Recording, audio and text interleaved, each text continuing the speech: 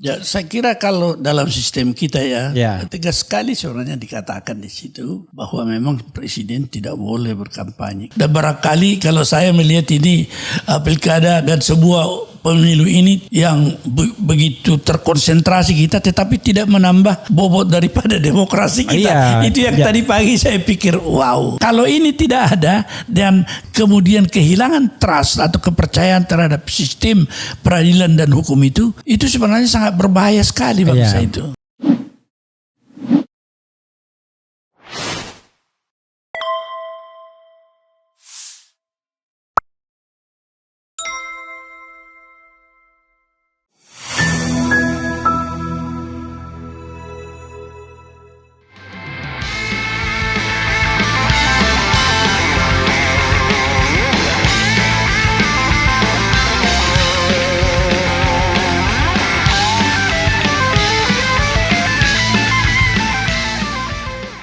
Assalamualaikum warahmatullahi wabarakatuh, sobat RH sekalian. Jumpa lagi kita di channel yang keren ini. Keren. Walaupun di depan saya pria muda yang baru usia 70 tahun.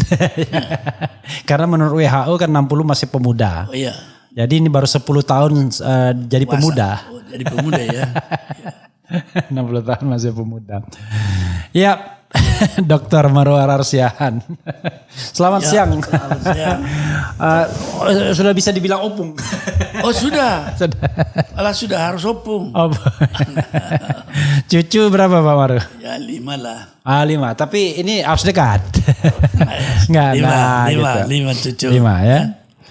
Jadi kalau saya walaupun kesana-sana Pak Maru suara saya gede karena suara besar. Ya. Coming out suara kan. Jadi walaupun di sana masih oke punya. Iya oke. Pak Maru, makasih Pak Maru ya. Jadi sobat era sekalian, Pak Maru datang ini sebenarnya kita mau diskusi soal Zarub Rikar. Tapi jangan disingkat Pak ya, Zarub Rikar aja. Zarub Rikar.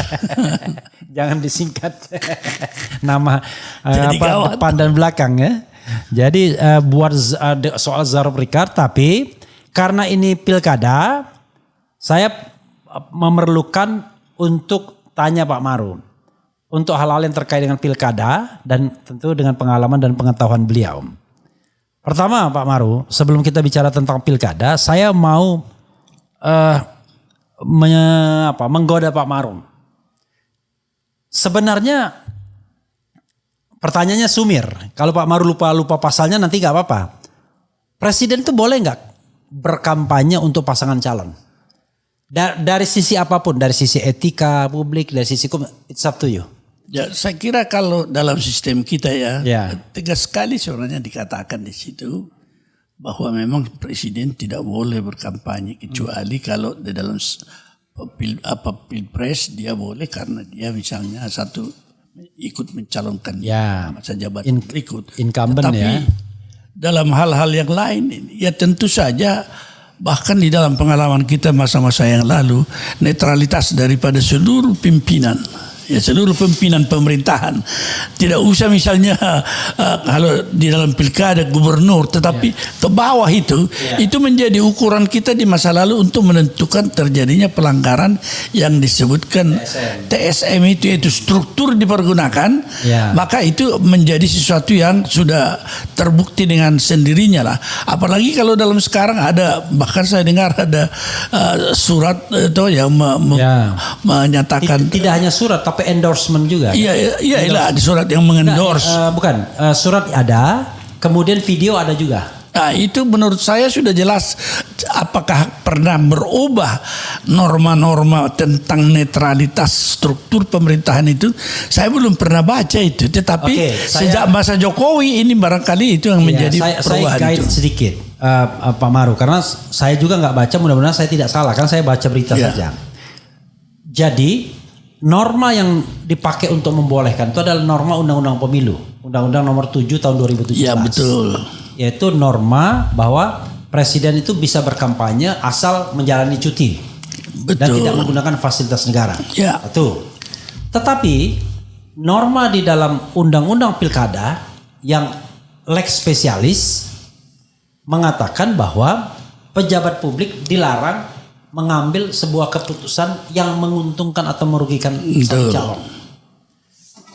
Nah, ini yang menjadi perdebatan di masyarakat. Mereka yang tidak setuju presiden mendasarkan pada hukum, mendasarkan pasal itu, pasal larangan mengambil keputusan yang menguntungkan atau merugikan. Tapi Bawaslu kemudian mengatakan bahwa boleh kampanye. Karena undang-undang pemilu yang which is itu lex generalisnya mengatakan itu. Cuma yang menarik adalah saya sampaikan faktanya, tidak menggiring Pak Mardo ya. Iya. Saya sampaikan faktanya. Lalu bagaimana dengan pernyataan Prabowo kemarin waktu dia mengendorse pasangan Ahmad Lutfi sama Taci Yassin di Jawa Tengah. Video yang beredar itu dibuat ketika yang bersangkutan pada hari libur. Jadi syarat cuti nggak diperlukan. Karena dia libur. Satu. Yang kedua, pernyataan dari sana dia dalam kapasitas sebagai Gerindra. Ketua umum Gerindra. Maka saya mengatakan, kalau begitu pada hari libur tak ada presiden kita. Silakan Pak Mardo. Tapi kalau saya sangat mudah sebenarnya. Ada PMO yang sangat sering dipakai itu di pemilu Amerika.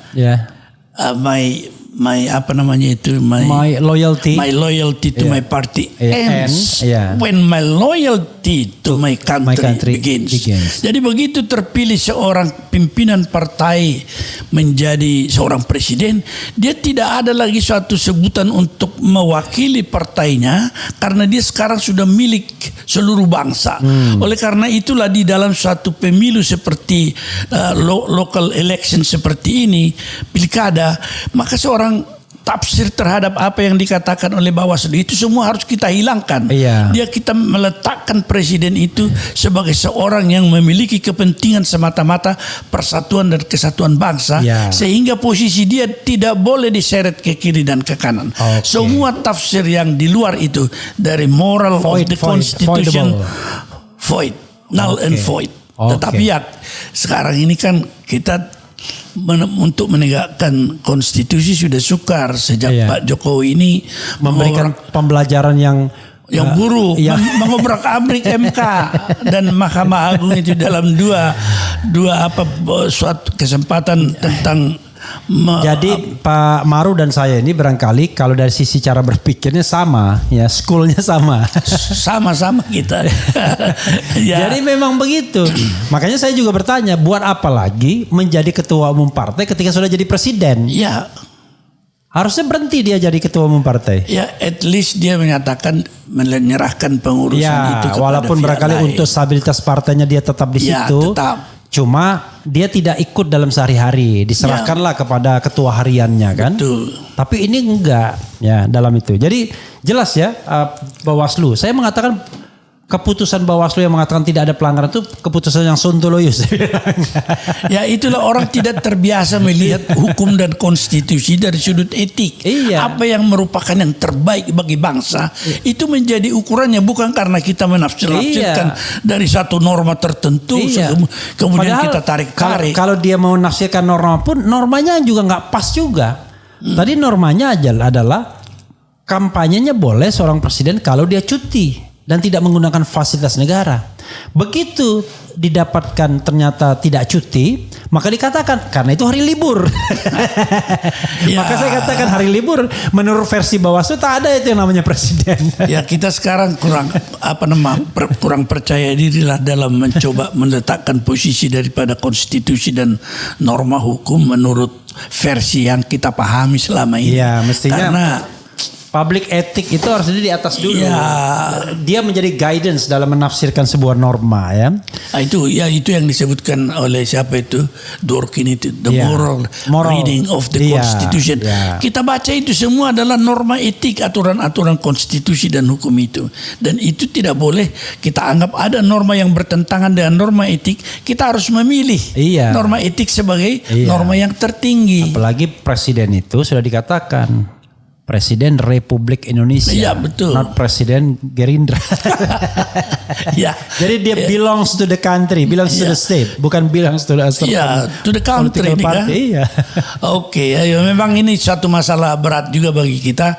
Dan barangkali kalau saya melihat ini pilkada dan sebuah pemilu ini yang begitu terkonsentrasi kita, tetapi tidak menambah bobot daripada demokrasi kita. Iya, Itu yang tadi pagi saya pikir, wow. Iya, gitu. tidak menambah bobot dan tidak menambah cengkraman konstitusi dalam kehidupan bernegara. Malah justru mencabik-cabik dengan pernyataan-pernyataan yang saya bilang Sontoloyo tadi kan. Iya, tiba-tiba mengatakan hari Minggu tidak perlu pakai cuti. Saya pun sebenarnya Pak Maru, aturan cuti bagi presiden itu juga aneh sesungguhnya kan.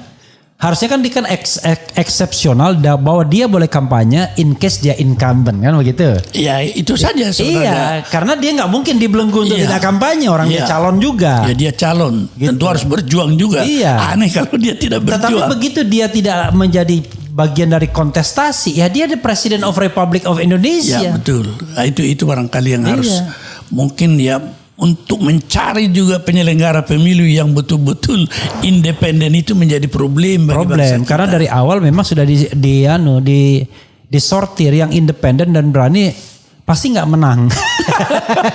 Saya kira ya begitu. Pak Maru kan udah punya pengalaman kan. Iyalah, panjang kita di MK kan itu, panjang di MK itu. Malah kalau kita ambil contoh apa pemilu pertama yang kita nyatakan TSM di Jawa Timur, wah itu untung saya tidak bawa dulu waktu Pilpres itu saya langsung ke situ arah saya, tapi ada orang yang nakut-nakuti saya. Awas dulu katanya. Saya malah terlalu lemah gitu. Jadi pikirannya terlalu progresif, tetapi struktur politiknya terlalu mengekang. Iya betul. Pak Maru, itu yang pertama. Yang kedua ya, saya selalu galau ya, bahwa yang namanya Mahkamah Konstitusi itu the guardian of the constitutions ya, penjaga konstitusi, the sole interpreter of the constitutions, satu-satunya penafsir konstitusi. Dan salah satu materi konstitusi yang harus dijunjung tinggi dalam konteks pemilu adalah pemilu yang jujur dan adil ya, pemilu yang luber dan jurdil. Sehingga kalau ada bekas-bekas yang membuat the integrity of election itu tercederai, maka rehabilitasinya, panasianya di Mahkamah Konstitusi. Tapi dalam banyak hal menurut saya MK terlalu teknikal. Teknikal itu karena paradigma berpikir atau karena memang capek. Saya membayangkan misalnya begini Pak Maru. Kita tahu ada 500-an lebih pilkada seluruh Indonesia. Ya kan? Itu separuhnya saja komplain. Itu udah berapa kasus? Belum lagi kalau yang komplain itu ternyata 2-3 pasangan. Iya. Itu di satu pilkada bisa 2 ya. Iya.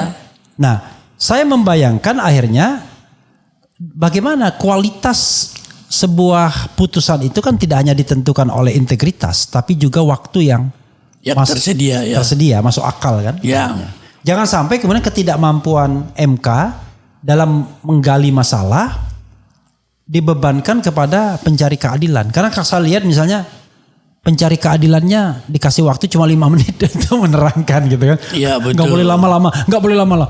Saya pikir gimana kita mau meyakinkan hakim gitu. Iya.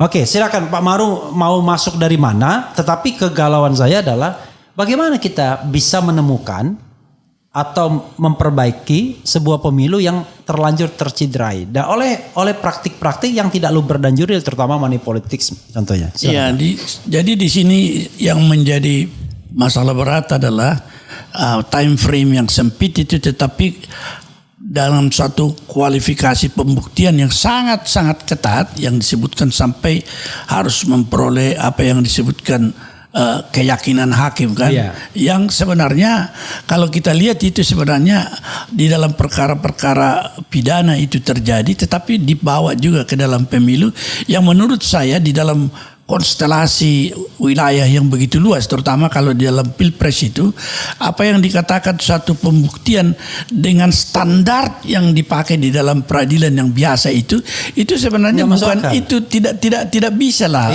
untuk dipakai, tetapi kita harus memakai the probability sebenarnya yang kemudian kita lihat seperti pertandingan sepak bola, kalau ada garis tengah, satu proses pembuktian tidak harus kita tuntut pihak itu sampai kepada garis paling ujung dicapainya untuk bisa mencapai apa yang dikatakan beyond reasonable doubt.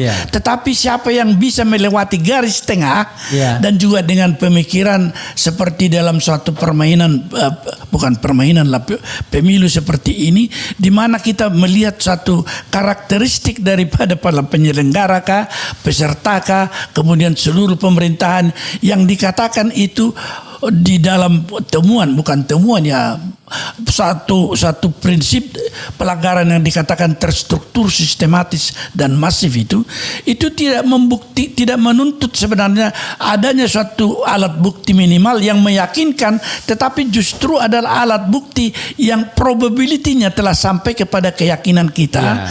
Misalnya dengan dikatakan itu kalau ada campur tangan pimpinan pemerintahan, sudah pasti hasilnya itu adalah masif. Apalagi dia menggunakan sistem. Sistemnya apa? Seperti kemarin di media disebutkan juga bansos. Jadi ada kemudian pasangan nomor 1 ada tandanya di belakang. Dia bilang begitu, bansos itu turun. Kita tidak memerlukan bukti lagi sebenarnya itu. Buktinya cukup itu aja, benar nggak peristiwa itu? Bahwa itu dengan suatu pembuktian menggunakan suatu mekanisme bansos yang demikian rupa. Itu pastilah sesuatu hasil yang menyebabkan itu masif dengan menggunakan struktur. Jadi tidak usah lagi misalnya kita lelah mencari pembuktian secara mikro seperti itu, tetapi pembuktiannya adalah dengan melihat dia secara makro. Coba bayangkan misalnya, bansos, ya kan? Tolong, di mana pengaruhnya? Berapa jumlah suaranya? Itu sontoloyo. Karena saya mendengar dari seorang PhD lulusan Amerika Serikat bahwa prinsip pemilu itu begitu. Saya bilang, Anda nggak paham soal hukum acara MK kalau begitu. Tapi begitu saya rely on bilang nggak paham hukum acara MK pun separuh-separuh juga. Jadi ini kan hakim MK ini dia punya sumbernya dari tiga jalur yang berbeda-beda, cara berpikirnya dan pengalaman dan tekanan dari keilmuannya berbeda-beda sedemikian rupa. Tetapi hakim peradilan yang dari mahkamah itu dia berpikirnya selalu secara mikro. Mikro. Ini yang menyebabkan, karena dia berpikir dengan konsep perdata pidana yang selama ini. Jadi dia melihat dua alat bukti tetapi menimbulkan keyakinan, ya kan? Tetapi dua alat bukti itu tidak harus kita lihat secara apa yang dikatakan pembuktian yang memenuhi standar seperti dalam pertandingan sepak bola harus mencapai garis ujung untuk dikatakan bahwa pembuktian sudah berhasil. Tetapi siapa yang bisa merebut garis tengah itu dan kemudian itu apa yang kita katakan tadi bahwa dipergunakan struktur dan dia dengan satu sistem apa yang dikatakan yang ya sepertinya sebenarnya sudah itu seperti uang suap kan, itu bansos itu sudah merupakan suatu indikator bahwa hasilnya pasti masif. Dan tidak perlu kita kemudian melakukan kausalitas dengan angka. Tidak lagi. Bagaimana kita bisa menarik? Karena bansos ke angka itu kan nggak jelas itu. Apalagi coba dulu dalam skala nasional dengan pemilih misalnya 124 juta lah katakan. Bagaimana Anda menarik sesuatu garis seperti itu? Barangkali di dalam teori katakanlah ilmu pasti tidak demikian dia itu. Apalagi pakai pembuktian hukum acara pidana. Karena yang saya lihat adalah kan beberapa orang mengajukan ahli hukum acara pidana yang seperti prinsip jurnalistik, when, where, how, jadi di mana, bagaimana, siapa. Lah kalau itu yang dibuktikan semua, let's say kita bisa membuktikan sebuah perbedaan di TPS 20, di sana 30, nggak akan catch up juga dengan perbedaan yang jutaan itu. Jadi cara berpikir yang berangkat dari sudut mikro, apalagi yang kita katakan apa itu induktif itu tidak. Kita harus melihatnya dari atas dan kemudian deduktif, secara makro deduktif, dan kemudian itulah yang melahirkan suatu keyakinan kita bahwa apa yang dikatakan TSM itu kalau struktur pemerintahan sudah digunakan itu dengan maksud saja. Misalnya saya ambil contoh waktu di Jawa Timur itu. Perintah dari atas ke bawah, pokoknya itu pasti sudah dengan maksud dan tujuan itu akan sampai kepada suatu. Karena yang kita dengar misalnya dalam konteks Pilpres kemarin, banyak sekali kan kepala-kepala daerah yang pokoknya di sini harus menang, udah selesai. Kata pokoknya harus menang itulah yang kemudian diterjemahkan jadi ugal-ugalan. Ya itulah dia yang dikatakan itu struktur yang mengakibatkan bagaimanapun tanpa memeriksa itu secara mikro hasilnya, tetapi hasilnya pastilah masif. Itu TSM itu sudah yang dipenuhi. Yang penting dibuktikan bahwa memang ada hal seperti itu. Kalau bansos misalnya memang ada. Kalau ada yang orang bagi-bagi bansos, peristiwa itu aja yang dibuktikan harusnya. Jadi seperti kemarin transparan betul. Saya lihat di medsos turun itu bantuan. Kemudian ada petugas dari siapa itu pasangan itu, dia menunjuk nomor di belakang di punggungnya nomor 1. Tinggal dipanggil orang itu tinggal kan. dipanggil cek. Tapi saya lihat Rocky Gerung di situ, mana ini Bawaslu katanya. Bawaslu tidak mau datang ke situ kan. Nah inilah yang menyebabkan kita selalu berada dalam suatu kesulitan untuk menentukan apakah meyakinkan satu keterpilihan itu atau tidak. Dan melihatnya itu tentu juga salah satu tadi yang kita katakan, membaca aturan itu adalah dengan the morality of constitution. Jadi kalau tanpa, dan banyak orang selalu membedakan itu norma moral etik. Ini norma hukum, bukan. Kalau ada norma hukum yang dipakai dia punya core content, muatannya bukan etik moral, itu pasti akan kacau itu. Jadi intinya kalau begitu pengadilan memang tempat orang mencari keadilan, ya kan? Kalau begini caranya orang ketawa saja, nanti udahlah nggak signifikan mempengaruhi hasil pilkada. Itulah yang kita katakan signifikansi itu tidak melalui hitungan-hitungan seperti itu lagi. Apa yang saya kurang tahu mungkin di dalam tendensi daripada para ahli geologi itu melihat gejala-gejala alam, ya kan? Makanya akhirnya balik lagi, makanya kemudian hakim konstitusi harus negarawan. Itulah. Jadi sudah beyond dari politik sehari-hari kan. Udah melihat ini untuk kebaikan republik, apapun yang diputuskan harusnya kan. Itulah dia tidak punya kepentingan lain lagi sebenarnya. Bagaimana melihat bangsa ini dengan membaca tanda-tanda alam saja dia sudah tahu apa yang harus dia fatwakan. Cuma yang agak repotnya adalah kalau Anda ketua tapi kemudian yang diperjuangkan cuma keponakan doang, susah. Itulah, jadi lebih parah lagi tuh. Kita sangat menyesalkan sebenarnya hancurnya MK itu di situ dia. Tapi yang kita sesalkan itu kok itu datang dari seorang pemimpin bangsa. Yang kita harapkan dia adalah seorang yang bisa menjaga keutuhan bangsa melalui penerapan konstitusi. Jadi kalau seorang presiden itu sebagai pemimpin pemerintahan, juga di sistem kita dia adalah pemimpin kepala negara. Dia memiliki sebenarnya apa yang dikatakan inherent power, meskipun dipisahkan kekuasaan itu inherent power presiden untuk tidak membolehkan adanya kekuasaan yang mencoba melanggar konstitusi dengan menyatakan dia adalah sebagai kekuasaan yang mandiri. Karena tidak mungkin ada kekuasaan konstitusional yang tidak berjalan saling interconnected begitu untuk mencapai tujuan. Kalau misalnya Mahkamah Agung jalan ke kiri, kemudian dia bilang karena saya mandiri, nggak boleh. Kemudian presiden membolehkan itu. Apalagi kemarin DPR memecat Pak Aswanto. Saya tidak soal Pak Aswantonya, tetapi melanggar konstitusi, melanggar prinsip independensi. Dibiarkan. Itu tugas pimpinan negara untuk tidak membolehkan. Itulah the inherent power. Dia memiliki kewenangan yang melekat mempertahankan konstitusi. Saya juga selalu berpikir begitu. Kalau penegakan hukumnya benar, tidak boleh seorang presiden intervensi. Tapi kalau penegakan hukumnya sontoloyo, salah, keliru, melanggar konstitusi, dia ya tadi inherent power dia punya harusnya kan. Karena tujuannya adalah menegakkan keadilan kan. Kalau memang itu untuk menegakkan ketidakadilan, ya dia juga harus dilawan kan. Makanya dia menjadi primus inter pares ketika semua kacau apa-apa dia ambil sikap kan harusnya. Ya berat. Jadi tambah berat lagi terakhir ini kan. Tambah berat lagi karena dia yang presiden yang terakhir ini karena belajarnya dengan terdahulu dia sendiri nyontoh kan. Saya tidak perlu belajar kemana-mana, profesor saya dia profesor ilmu politik dia. Dan dalam pilkada dia kasih dia praktikkan pelajaran itu ya. Oke Pak Maru, pada bagian ini ada nggak yang mau disampaikan lagi sebelum kita pindah dan kita bikin file yang baru? Iya, kalau saya sih dalam pilkada serentak di seluruh Indonesia sekarang ini sering, dan tadi pagi lah saya renungkan itu.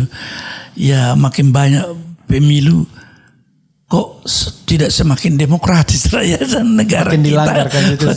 Itu menghilangkan harapan-harapan kita ke arah yang disebutkan di dalam konstitusi kita itu mencerdaskan kehidupan bangsa, mensejahterakan, melindungi segenap bangsa.